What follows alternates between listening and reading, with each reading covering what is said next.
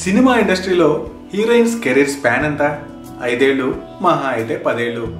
త్రిష, శ్రియ, నయనతార, అనుష్క లాంటి హీరోయిన్స్ దశాబ్దం పైగానే కెరీర్ కొనసాగిస్తూ ఉండగా హాలీవుడ్, బాలీవుడ్లోనూ పిల్ల తల్లులు కూడా ఇంకా హీరోయిన్స్ గానే అలరిస్తూ ఉన్నారు.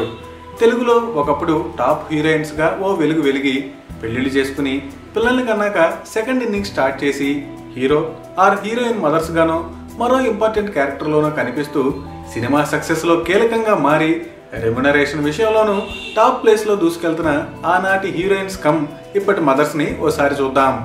బాహుబలి, సోగ్గాడే చిన్ననాయనలో హీరోల మదర్స్ గా గ్లామర్ తో పాటు ఓ రేంజ్ లో పర్ఫార్మెన్స్ ఇచ్చిన రమ్యకృష్ణ రోజుకి 2 లక్షలు తీసుకుంటూ టాప్ పొజిషన్ లో ఉంది.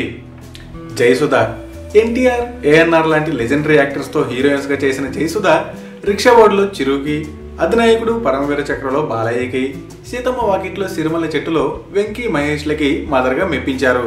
ఈమె సినిమాకి 20 లక్షల చొప్పున రోజుకి 1 లక్ష చొప్పున రెమ్యునరేషన్ అందుకుంటున్నారు.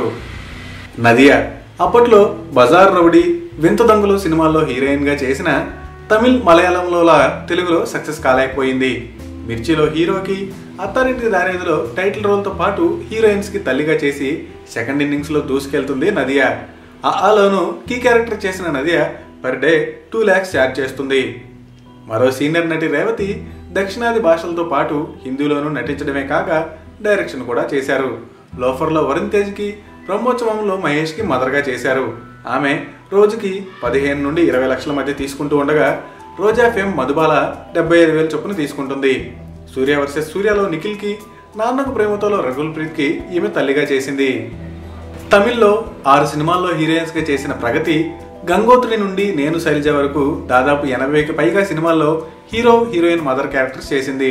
Per day 40,000 తీసుకుంటున్నామే.